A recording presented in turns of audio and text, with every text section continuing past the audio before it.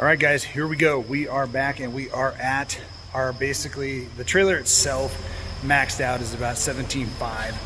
We got everything in it, the water and everything like that. Now, like I said, I know I've got about another 500, 600 pounds of hitch and chains and boomers and cable tensioners and everything like that.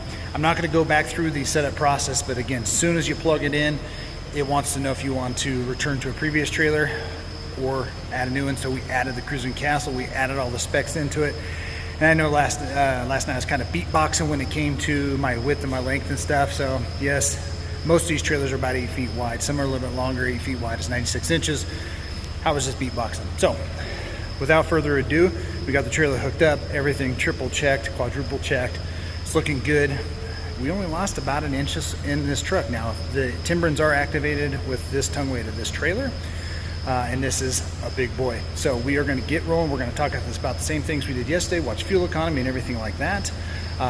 But we got it dialed in and we're going to see how it does now with all my people, all my cargo, everything. Basically, we're probably about 18 plus, 18.5. All right, guys, here we go. All right, guys, we are rolling. So I got my mom back there, and then there's my lovely wife, one of my 4 sons, and then Lily and Charlie, but I call them Chuck and Larry.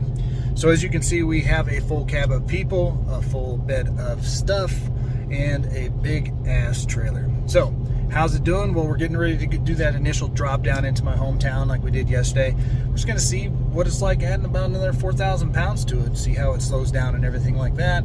And then we have that kind of big hill going out of town.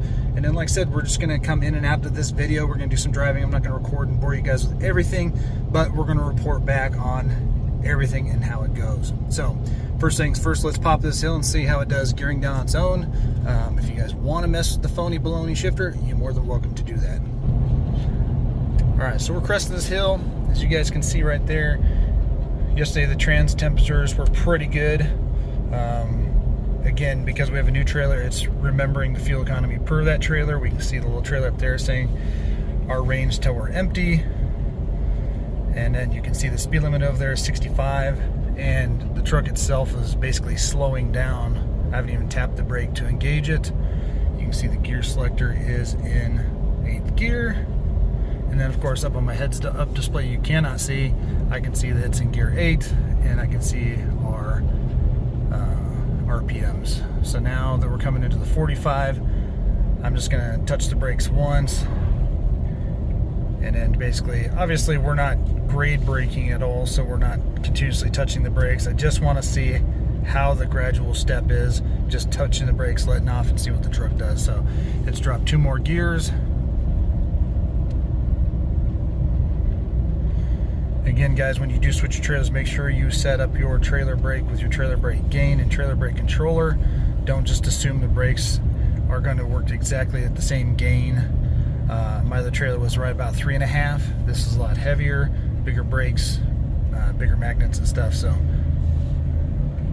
now I've touched the brake a few more times. You can see the RPMs went up.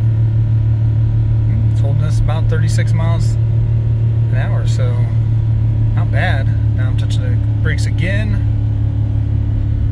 So I really do enjoy the pitch though, so we can kind of see what pitch and angle. If you want to roll over to your off-road screen, you would be able to see the side angles also. So all right, so now we're gonna pause it. We'll see how it does pulling out of town. So did Dad's. All right, so I'm in it, guys, right now.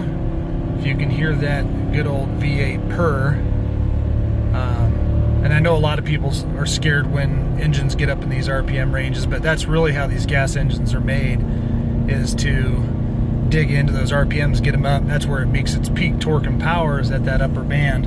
And this is a 50 and we're going 54 miles per hour. So yeah, it sounded like you had to really work to get it, but it's going up the hill. We're slowing down. So yeah, so far so good. Trans temps are 199. We have our oil temp of 201 and our water temp of 192.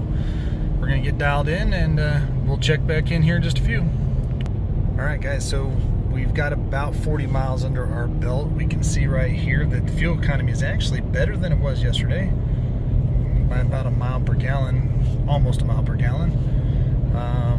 Again, more weight, little bit less wind, no issues. Trans temps 215, oil temp 197, water's 192. So again, good temperatures here. The truck actually typically runs hotter just being driven than when it's towing, so that's kind of unique in its own. So far, again, not much squat, so the front end still has good stability and control. Really, I'm pretty pleased with how this is doing. Again, we'll just kind of come back and keep touching on things as we roll into a nice little dam shot when we go over by Lake McConaughey with the trailer and pull into the campground. But we'll check back later to talk about how everything did, how everything looks, and part of the trip, we're going to enjoy the journey there. So we'll see you in a little bit. All right, so we are almost there, guys. We did stop at the visitor center, so here we are. We are at 104 miles. Believe it or not, the fuel economy went up, but of course we didn't have hardly any winds. Trans temp stayed excellent. The hottest it got was 218, but typically hovered around that 212 again. And now that we stopped, it's warming back up and stuff to get that most accurate reading. But the truck did really well. So we're gonna show you some cool other little parts here in a second, and then talk about how she did. All right, so we are rolling down over the area. You can see Lake McConaughey over there. Again, we're going to the little drop lake, Ogallala. We already went through the city. We talked about our temps. Everything looked good there. Again, one thing that was nice about it, barely tapped the brakes. It started gearing down. The more you got into the brakes, the more it geared down. So transmission did really well. The 430 is definitely the good match when you're talking the Godzilla. You don't have to get a Tremor to get the 430. You can get the F350 and get the 430 rear end. But just remember, you always do want the locker, so no matter what you're doing, get the locker version of whatever gear ratio you want. So as we kind of drop through here, guys, like I said, my impressions are, I'm very pleased. There was a couple hills a long time ago going up, pulling our smaller trailer, that Kong did work as hard as he could, and it was all in, and there just wasn't any more to give. Didn't really put this to that test, but more ponies, a little bit better, deeper rear. I think it definitely would definitely help Kong have more juice going up it, but still got the job done. So again, we're talking gassers, diesels. The gassers still do. So I guess this is part of the damn video where we get to the nitty gritty. So the truck did well. I mean, especially on this damn road. I know, guys, a bunch of damn lame damn jokes.